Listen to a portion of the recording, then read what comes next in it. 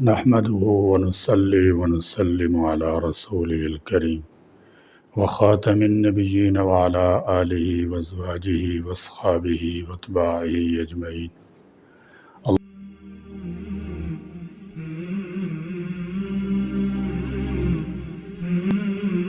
اللهم لك الحمد كما أنت أهله فصل على محمد كما أنت أهله وفل بنا ما أنت أهله فإنك أهل التقوى وأهل المغفرة.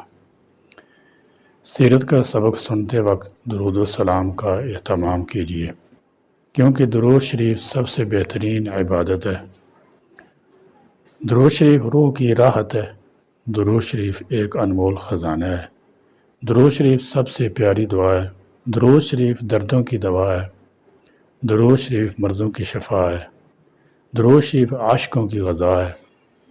آج انشاءاللہ تعالی ہم سیرت مصطفیٰ صلی اللہ تعالی علیہ وسلم کا سبق نمبر 98 جس میں ائمہ مساجد اور اصلاح معاشرہ اہمیت ضرورت حصہ دوم کے متعلق رہنمائی حاصل کریں گے۔ دین اسلام میں مسجد ایک انقلابی ادارہ ہے اور مسلم معاشرے میں اس کا مقام وہی ہے جو انسانی جسم میں قلب کا ہے۔ جب تک قلب متحرک ہے جسم میں جان ہوتی ہے، اور جب قلب کمزور پڑ جاتا ہے تو جسم بھی شل ہو جاتا ہے۔ مسجد نہ تو اتوار کے اتوار سرگرم ہونے والا چرچ ہے، نہ محض یوم سبت کو گریہ وزاری کرنے والا معبد اور گنتی کے چند مخصوص اوقات اور دنوں میں پوجا پاٹ کیے جانے والا مندر، بلکہ دن رات کے کسی بھی لمحے نہ صرف فرض نمازوں، سنتوں، نوافل، اعتکاف، قیام و سجود کی جگہ ہے، بلکہ عبادت، تربیت، دعوت، خاص طور پر خدمت خلق کا ایک ایسا مرکز ہے جس کی مثال کسی دوسرے مذہب میں نہیں مل سکتی۔ مسجد کی اہمیت کا اندازہ اس بات سے بھی لگایا جا سکتا ہے کہ نبی کریم صلی اللہ علیہ وسلم جب ہجرت کر کے مدینہ تشریف لائے تو سب سے پہلے اپنے دست مبارک سے مسجد قباء تعمیر کی اور یہاں پہلا جمعہ ادا کیا۔ اس کے بعد اپنے گھر تک کی تعمیر سے پہلے مسجد نبوی کی بنیاد رکھی اور اسے تمام انفرادی اور اجتماعی معاملات کا مرکز قرار دیا۔ ضرورت اس امر کی ہے کہ ائمہ کرام مساجد میں قرآنی فکر کو بہت آسان معیاری انداز میں امت تک پہنچائیں۔ مدارس میں قرآن کریم کو جس محنت کے ساتھ ہمیں سکھایا گیا ہے، ضروری ہے کہ ہم بھی اس محنت کے بدلے قرآن کے پیغام کو پھیلانے کی صحیح کریں۔ قرآن کریم کے ذریعہ عقائد، نظریات پر خاص طور پر محنت کی جائے۔ یہ ایسا دور ہے کہ جس میں باطل عقیدہ فکر پر ہر پل حملہ آور ہے۔ آزادی، مساوات، ترقی کے نام پر تابڑ توڑ حملے کیے جا رہے ہیں۔ کثیر تعداد میں افراد اور وسائل صرف کیے جا رہے ہیں۔ میڈیائی تعلیم سے ہر طرح سے کوشش کی جا رہی ہے کہ ایک مسلمان کا عقیدہ کسی نہ کسی طرح کمزور یا مشکوک بنایا جائے۔ ایسے موقع پر امام مسجد کی ذمہ داری ہے کہ وہ اپنے تمام مقتدیوں کی فکر کرے اور کسی نہ کسی طرح انہیں باطل کی اس منظم شکنجے سے نکال کر ان کے عقیدے کی اصلاح کرے۔ اس حوالے سے نوجوان اور خاص کر بے روزگار ساتھیوں کی بھرپور نگرانی کی جائے کہ کہیں وہ کسی NGO کے جھانسے میں آ کر اپنا معاش حاصل کرنے کی کوشش میں اپنی ایمانی سرمایہ کو داؤ پر نہ لگا دیں۔ ان تمام مسائل کے حل کے لیے قرآن کریم بہترین دو ٹوک رہنمائی فراہم کرتا ہے جس سے ایمان و فکر میں پختگی، عزائم، حوصلہ پیدا ہو جاتا ہے، الہادی مادی تمام فتنوں کا سدباب ہو جاتا ہے۔ اس کے لیے ضروری ہے کہ اپنی مساجد میں دروس قرآن کی منظم ترتیب بنائی جائے۔ نمبر 1، درس قرآن۔ درس قرآن کی وقت، ماحول اور ضرورت کے مطابق روزانہ، ہفتہ وار، ماہانہ بہت سی صورتیں ہو سکتی ہیں۔ موضوعاتی درس قرآن، سلسلہ وار درس قرآن، فاتحہ تا ناس، مضامین قرآن، خلاصہ درس قرآن، احکام القرآن، درس قصص القرآن، درس تفسیر۔ درس تفسیر کا اصل طریقہ کار یہ ہے کہ اس کے لیے مستقل کچھ ساتھیوں کا انتخاب کیا جائے اور ان مقتدی حضرات کو شریک کیا جائے جو تجوید ناظرہ کے مراحل سے گزر چکے ہوں، جس کے بعد ان کو چند ماہ بنیادی عربی گرامر سکھلائی جائے اور اس کے بعد باقاعدہ قرآن کی تفسیر ایک فنی انداز میں پڑھائی جائے۔ اس کے نتیجے میں وہ قرآن کے مباحث کو ایک مضبوط انداز میں سمجھنے کے اہل بن سکیں گے۔ نمبر 3، تعلیم حکمت۔ مقاصد بعثت میں ایک اہم مقصد حکمت کی تعلیم ہے جس سے آپ صلی اللہ تعالی وسلم کی گران قدر اور قیمتی ارشادات مراد ہیں، جس میں قرآن کریم کی تشریح توضیح فرمائی گئی ہے۔ حدیث دراصل آپ صلی اللہ تعالی وسلم کے اس مکمل طرز زندگی کا نام ہے جسے قرآن اسوہ حسنہ کا نام دیتا ہے۔ جس کی خوبی یہ ہے کہ اس میں گوشت سے گور تک تمام تفصیلات موجود ہیں۔ حدیث رسول صلی اللہ تعالی علیہ وسلم اور مکمل نظام حیات۔ قرآن کریم کے نام پر جو مختلف گمراہ تحریکیں اٹھی ہیں، ان کے مختلف مقاصد میں ایک بہت بڑا مقصد یہ بھی تھا کہ امت کو کس طرح حدیث کے وسیع علم ذخیرے سے دور کیا جائے، جس میں زندگی گزارنے کی چھوٹی بڑی تمام تفصیلات موجود ہیں، اور یہ کام مختلف حربوں سے کیا گیا، جس میں حدیث کے تاریخی اور حفاظتی استناد، حدیث کے معیاری حیثیت وغیرہ پر سوال اٹھانا۔ اس کے علاوہ دور حاضر میں مغربی تہذیب نے ہمیں جو سیکولرزم، لبرلزم کا تحفہ دیا ہے، اس میں بھی دراصل یہی خواہش پنہاں ہے کہ کسی طرح امت مسلمہ کو اس کے اصل دائرے سے ہٹایا جائے، جس کی آسان تدبیر ان کو یہ سوجی کہ ذخیرہ حدیث کے مجموعے کو مشکوک ٹھہرایا جائے، تاکہ امت فقط قرآن کا نعرہ لگا لگا کر تھک جائے اور ان کی تمام طرز زندگی مغربی دجالی تہذیب کے مطابق بن جائے۔ حدیث در حقیقت آپ صلی اللہ تعالی علیہ وسلم کے ان قرآنی اصولوں کی تشریح ہے جو ہماری زندگی کے ہر موڑ پر ہاتھ پکڑ پکڑ کر رہنمائی کا کام دیتی ہے، اور ہمیں ایک آزاد مادیت اور خواہش پرست انسان بننے کی بجائے عبدیت کے تقاضے سمجھاتی ہے۔ کتب حدیث کی فہرست دیکھ کر اس بات کا پتہ چلتا ہے کہ حدیث ہمیں زندگی کے تمام ہی نشیب و فراز سے باخبر رکھتی ہے، جن میں کتاب الایمان، کتاب الصلاح، کتاب الصوم، کتاب الحج، کتاب الدعوات، کتاب الجنائز، کتاب الزکوٰۃ، کتاب الآداب، کتاب الاخلاق، کتاب المعاشرہ، کتاب المعاملات، کتاب المناقب، کتاب الفطر وغیرہ شامل ہیں۔ اس مختصر سی فہرست سے اندازہ لگایا جا سکتا ہے کہ حدیث کا مجموعہ صرف عقائد عبادات تک محدود نہیں، بلکہ حدیث کا ذخیرہ ہمیں اپنی مکمل زندگی میں مکمل دین پر عمل کرنے کی طرف متوجہ کرتا ہے، اور یہی پہلو آج کی سیکولر فکر کے لیے کاٹ کا درجہ رکھتا ہے، جسے وہ کسی صورت برداشت نہیں کر سکتے۔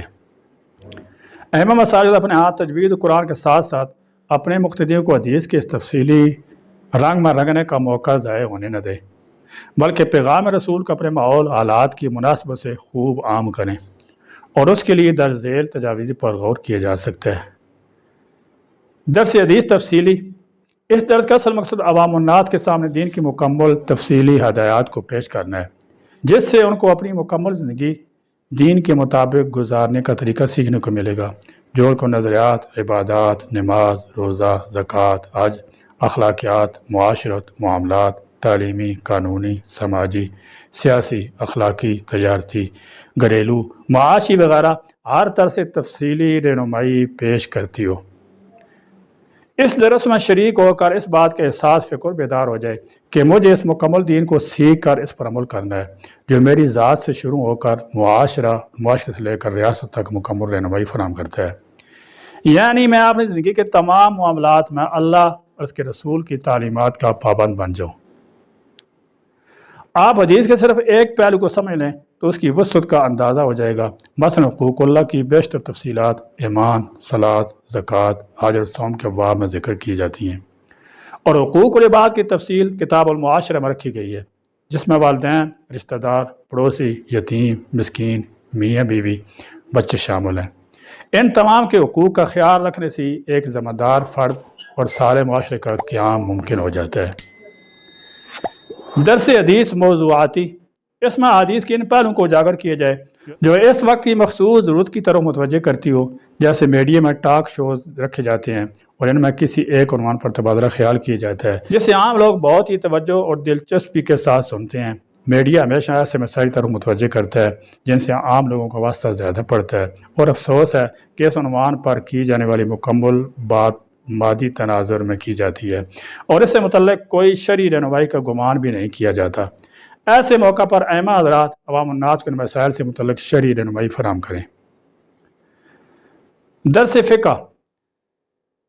فقہ قرآن حدیث کے فہم کا نچوڑ۔ فقہ میں ان تمام عملی پہلوؤں کا تفصیلی تذکرہ ہے جن کا تعلق ہماری روزمرہ کی زندگی سے ہے، جس میں تعارض سے لے کر جنائز، خرید و فروخت سے لے کر وصیت تک کی تمام تفصیلی ہدایات ہیں، جن سے آج ہماری قوم بے خبر ہے، اور وہ ائمہ سے دو چار مسائل پوچھ کر بقیہ تمام تفصیلات کے لیے رسم و رواج اور عدالتوں کا رخ کرتے ہیں، جو ان کی درست رہنمائی تو دور الٹا ان کو مالی بحران کا شکار کر دیتے ہیں۔ ایسے میں ائمہ مساجد درد دل کے ساتھ ان کے سامنے ان تفصیلات کو حکمت، بصیرت، ضرورت کے مطابق پیش کریں۔ درس سیرت سیرت کتب حدیث کا ایک دلچسپ اور تاریخی پہلو ہے جس کی آج کے ماضی دور میں ضرورت بڑھتی جا رہی ہے، کیونکہ تاریخ ایک ایسا فن ہے جو اقوام کو اپنے ماضی سے سبق سیکھ کر زندگی گزارنے کا درست راستہ سمجھاتا ہے اور اپنی میراث سے جڑے رہنے کا حوصلہ پیدا کرتا ہے۔ ضروری ہے کہ اس امت کو اس عظیم اور لاسانی تاریخ سے جوڑا جائے تاکہ بدگمانی مایوسی کا موقع ہی پیدا نہ ہو سکے۔ اس ضرورت کی تکمیل کے لیے یہ ترتیب بہت مفید رہے گی۔ نمبر 1، درس سیرت النبی صلی اللہ تعالی علیہ وسلم، درس سیرت خلفائے راشدین رضی اللہ تعالی عنہ۔ نمبر 3، درس سیرت محدثین فقہاء کرام رحمۃ اللہ تعالی علیہ۔ نمبر 4، درس سیرت اصحاب دعوت عظیمت۔ درس حفظ حدیث، چونکہ حدیث کلمات نہایت بابرکت ہوتے ہیں، لہذا جوامع الکلم کے اسلوب میں جتنی احادیث ہیں ان کے حفظ کا تمام کرایا جائے تاکہ احادیث کے ساتھ والانا شوق و محبت کا تار مزید مضبوط ہو جائیں۔ اس کے لیے حضرت مولانا مفتی محمد شفیع دیوبندی رحمۃ اللہ تعالی کی جوامع الکلم نامی کتاب سے خوب مدد لی جا سکتی ہے، جس سے روزانہ ایک حدیث بآسانی یاد کر کے سنائی جا سکتی ہے۔ درس حدیث مختصر، اس طرح کے دروس بہت مختصر مگر بے حد مفید ثابت ہوتے ہیں اور بہت جلد ذہن نشین ہو جاتے ہیں۔ ان کے لیے نہ زیادہ وقت صرف ہوتا ہے نہ زیادہ محنت، جبکہ نتائج کے اعتبار سے یہ درسی انداز نہایت مؤثر ثابت ہوتا ہے۔ دروس کی تیاری۔ نمبر 1، دروس کے حوالے سے یہ بات ذہن نشین رہے کہ دروس کی تیاری میں بھرپور مطالعہ تحقیق سے کام لیا جائے، کوئی بات بلا تحقیق بیان نہ کی جائے۔ نمبر 2، وقت کی پابندی کا خاص خیال رکھا جائے۔ اگر آپ کا وقت 8 بجے شروع ہوتا ہے تو یہ نہ دیکھا جائے کہ مجمع کتنا ہے، بلکہ اگر صرف وہ 2 مخلص نمازی موجود ہوں تب بھی درس پورے 8 بجے شروع کیا جائے، اور درس کے ختم ہونے کا وقت 8:30 ہے تو بر وقت ختم کیا جائے، چاہے اس دوران جمع غفیر ہی جمع کیوں نہ ہو۔ اس طرح سامعین کو ہمیشہ اس بات کا اطمینان رہے گا کہ ہم سے زیادہ وقت نہیں لیا جا رہا، اور اس طرح وہ درس میں بر وقت حاضری کا اہتمام کر پائیں گے اور مستقل شرکت کے خواہشمند رہیں گے۔ اور اگر اوقات کی پابندی نہ کی گئی تو بہت سے شائقین بھی مستقل شرکت کے حال نہیں بن سکیں گے، بلکہ ہمیشہ شش و پنج کا شکار رہیں گے کہ نہ جانے ہم کس وقت تک مصروف رکھا جائے، اور اس طرح اگلی بار ان کی مجبوری ان کے جذبے پر غالب آ جائے گی اور وہ غیر حاضر رہے گا۔ اس طرح سے نہ وہ اپنا معمول ترتیب دیکھ پائے گا اور نہ ہی دروس میں جاری مستقل سلسلوں کو ٹھیک سے سمجھ پائے گا۔ نمبر 3، جو ساتھی درس میں غیر حاضر ہوں ان سے حال احوال کے ساتھ درس میں غیر حاضری سے متعلق بھی پیار سے تنہائی میں پوچھا جائے، کیونکہ اس طرح کے درس میں بر وقت مستقل حاضری ضروری ہوتی ہے، ورنہ ادھوری بات ادھوری سمجھنے سے نقصان رہے گا۔ یہ تمام کام یقیناً وقت طلب اور دیر پا ہیں اور بھرپور مستقل مزاجی اور عزیمت کرائی بنے بغیر بہت مشکل ہے۔ البتہ ائمہ کرام اس کام کو مضبوط کرنے کے لیے اپنے علاقے میں موجود دیگر فضلاء کی خدمات بھی لے سکتے ہیں۔ اس طرح ان میں تجربہ، مطالعہ، تحقیق، دعوت کا جذبہ پیدا ہوگا۔ نمبر 4، تزکیہ۔ مقاصد بعثت میں سے ایک اہم اور تمام مقاصد پر اثر انداز ہونے والی شک تزکیہ کا عمل ہے، جسے ہم اپنی زبان میں تربیت کا نام دیتے ہیں، اور تزکیہ کا عمل ہمیں سکھاتا ہے کہ کام کو درست نیت، درست جگہ، بر وقت، درست طریقے سے انجام دینے کا کیا طریقہ ہے۔ انسانی جسم چونکہ ظاہری گوشت پوست کا نام نہیں بلکہ اس کی تکمیل روح سے مل کر ہوتی ہے، اور یہ تکمیل انسان کے ظاہر و باطن دونوں کو اصلاح کے عمل سے گزارتی ہے۔ جس طرح ظاہر بیمار ہوتا ہے اس طرح باطن کو بھی بیماری لگتی ہے، اگر باطن بیمار ہے تو ظاہر کی درستگی کسی کام نہیں آتی۔ تزکیہ دراصل انسانی جسم موجود اس روح کی تربیت کا عمل ہے، اور اسی کے ذریعے آپ صلی اللہ تعالی علیہ وسلم نے صحابہ رضی اللہ عنہم کے قلوب کو مجلہ مصفہ فرمایا، جس کے بعد ان کے لیے دنیا کی حقیقت اور آخرت کی اہمیت کو سمجھنا آسان ہو گیا تھا۔ تربیت کا یہ عمل امت میں طویل زمانہ تک جاری رہا، جس کے ذریعے علماء صلحاء کی ایک بڑی جماعت تیار ہوئی جس نے اپنے معاشرے کے عام فرد سے لے کر وقت کے حکمرانوں تک اصلاح کا پیغام پہنچایا۔ اسی فارمولے کو استعمال فرما کر ریاستی ظلم و جبر کو قابو کیا، اور یہی اصحاب عزیمت تھے جنہوں نے وقت کی جابر تاریخ تاتاریوں کو بھی گھٹنے ٹیکنے پر مجبور کیا۔ اس طرح مجدد الفسانی، شاہ ولی اللہ کے مسائل بھی ہمیں اسی جانب متوجہ کرتی ہیں، جنہوں نے اپنے وقت کی بڑی بڑی طاقتوں پر محنت فرمائی، جس کا صلہ آج تک ہم دیکھتے آ رہے ہیں۔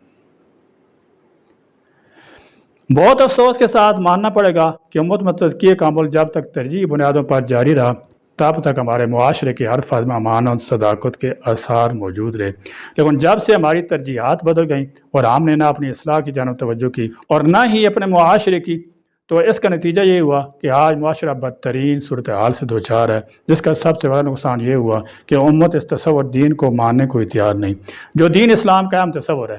تزکیہ کامل نہ ہونے کے برابر ہے۔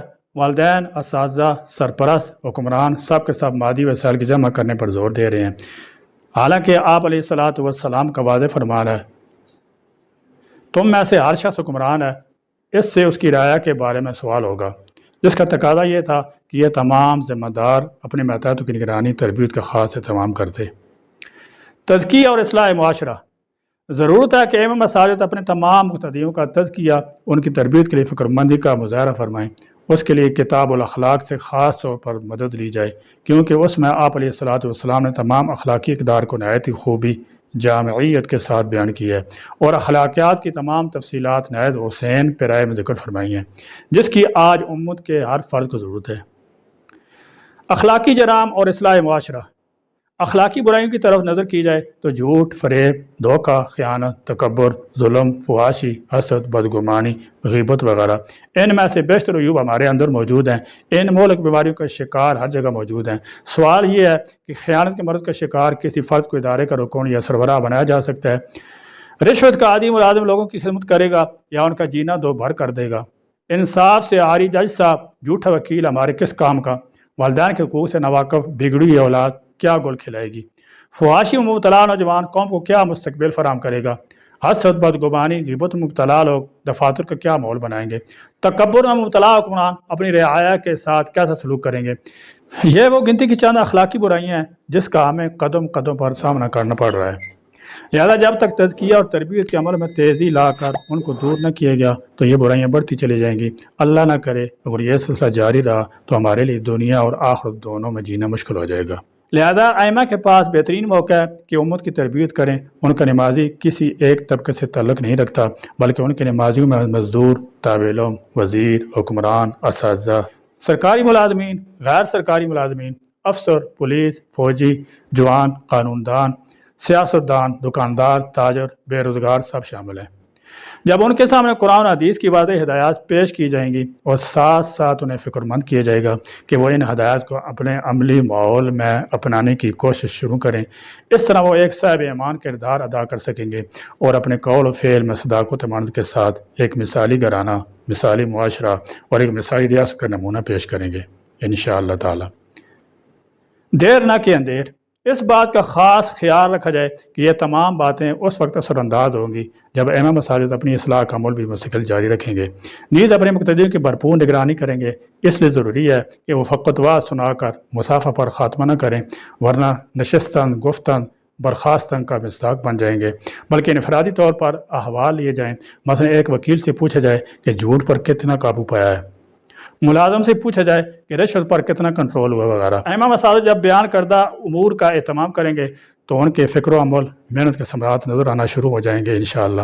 اس حوالے سے ایک بات سمجھنا بہت ضروری ہے کہ بعض اوقات ہم ایک مہینہ جان توڑ کے محنت کرتے ہیں اور نتیجہ ہاتھ نہ آنے کی صورت میں مایوسی کا شکار ہو کر محنت کم کر دیتی ہیں۔ یہ جلد بازی والی بات ہو جائے گی۔